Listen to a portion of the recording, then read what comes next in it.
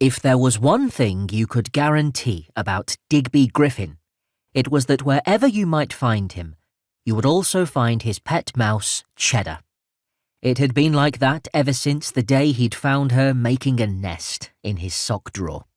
Cheddar was small, even for a mouse, and extremely fluffy. If it hadn't been for her soft round ears and little pink nose framed by a pair of twitching whiskers, Digby might have mistaken her for a pom-pom off the top of a bobble hat. Cheddar had peered up at him with intelligent ice-blue eyes, and somehow Digby had just known she was no ordinary mouse. He was right, as it turned out. You see, Cheddar was a lot smarter than your average mouse. She loved it when Digby made obstacle courses in his room, using books and empty toilet rolls to create ramps, bridges, and tunnels, her little tail wagging happily as she zipped through with ease. And when it came to finger football, Cheddar was a tiny dynamo. Her little pink nose would expertly nudge the ball towards the goal, while Digby used his 2 forefingers as defenders. But above all, Cheddar loved playing hide and seek. Gleefully, she would scamper down into the basement, find a cozy spot, then pop out to surprise Digby when he ventured down to seek her. The fact was, Cheddar was so much more than a pet. She was a tiny, fluffy friend, and Digby couldn't imagine life without her. Together, they were like roast dinner and gravy. You simply didn't have one without the other. And if you did, well, it felt a bit wrong. If Digby went to the cinema, Cheddar would come along.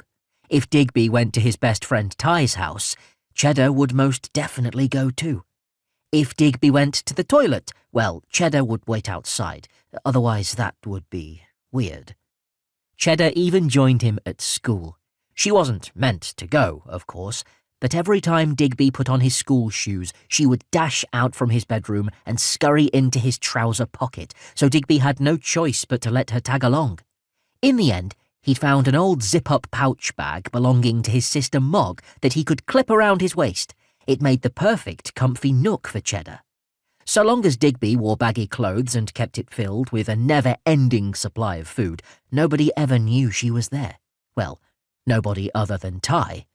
But Ty thought it was the coolest thing ever to have a pet mouse who never left your side, so that was fine. And yet, there was a problem. Not your ordinary, run-of-the-mill, average, everyday problem. Oh, no. This was something big. Something a little bit scary. Something curse-like. In fact, it was precisely that.